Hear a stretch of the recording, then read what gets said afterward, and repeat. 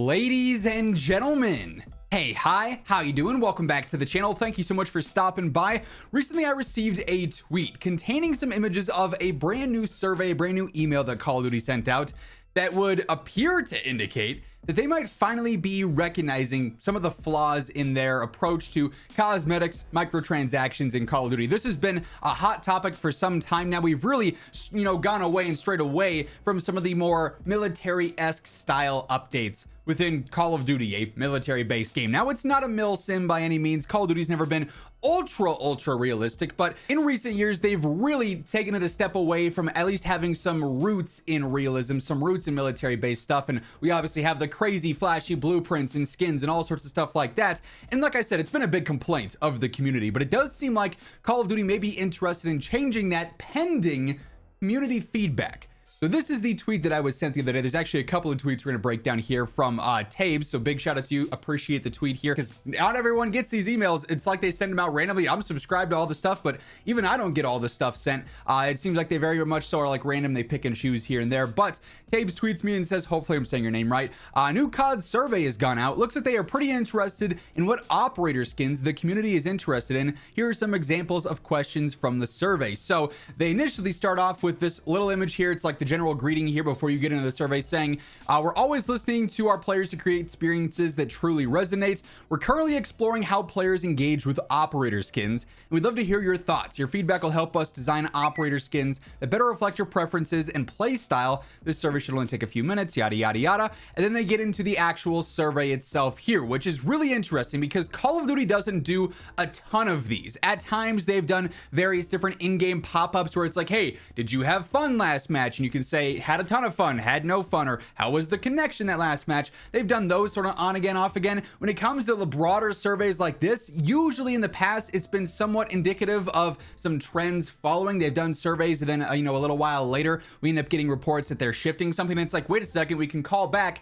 That survey was asking about this must be, somewhat connected there. So it's possible that the results of this, now I doubt they're going exclusively off of this. They're still going to look at their store sales, the revenue, and say, oh, this style of skin sells 4 times more than this one. We're going to make more of these, right? Which likely is the case of why they've gone so far with some of the crazy flashy skins, whatever, right? But the first question here, when equipping or buying skins for a console and PC shooter game, how important is that skin? How important is it that it looks realistic? And you can answer if it's extremely important, if it's not important at all. So they want to know right away, do you care if the skins in the game are realistic to what the game is, whether it be a World War II game, whether it be a Modern Warfare game, a Black Ops, whatever the case is, right? The next thing here is basically just like agreeing.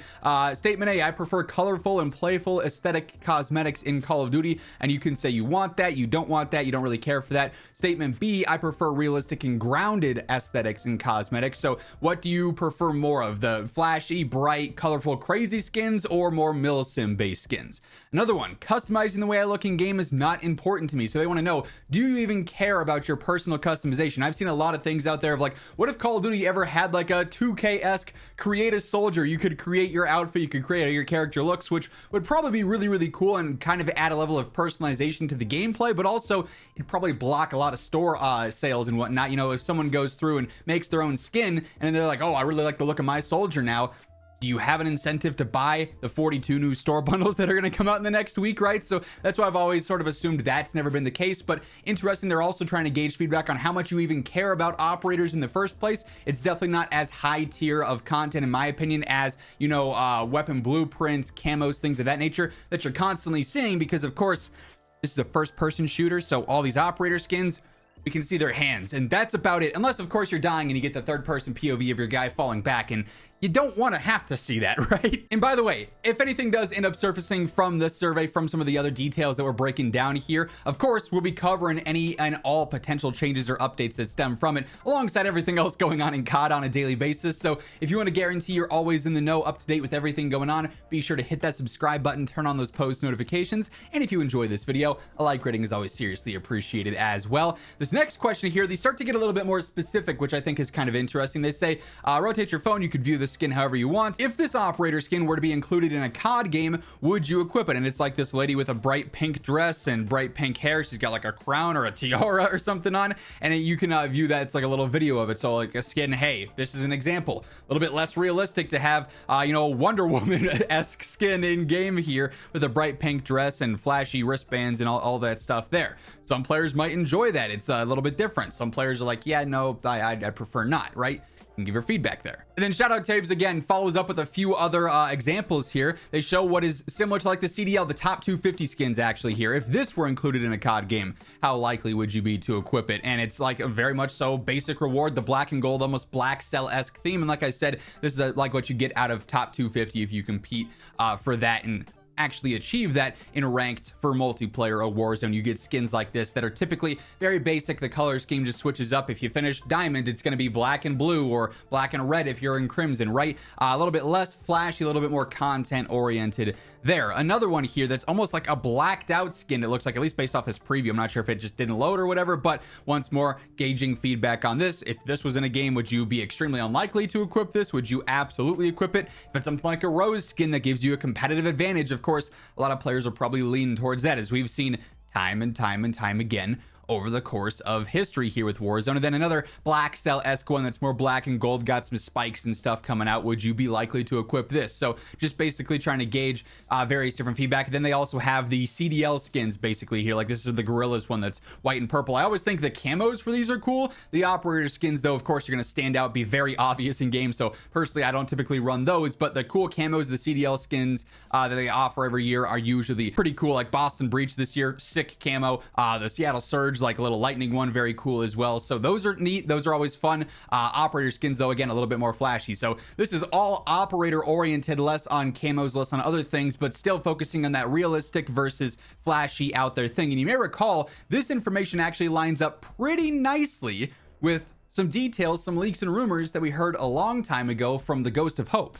You may recall we had this report just after Verdansk returned back in Season 3, saying that Xbox Game Pass PC store numbers are off the charts compared to various different things. Sales are good. This was in early April, of course.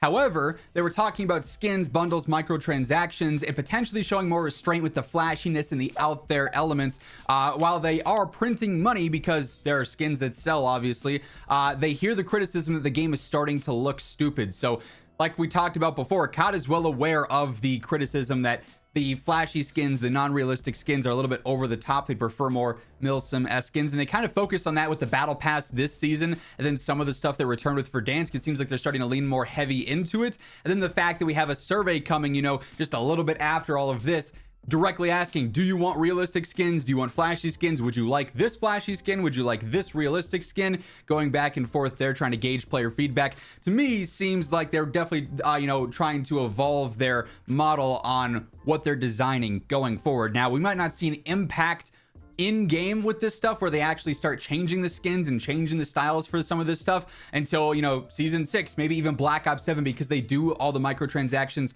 so far ahead of time.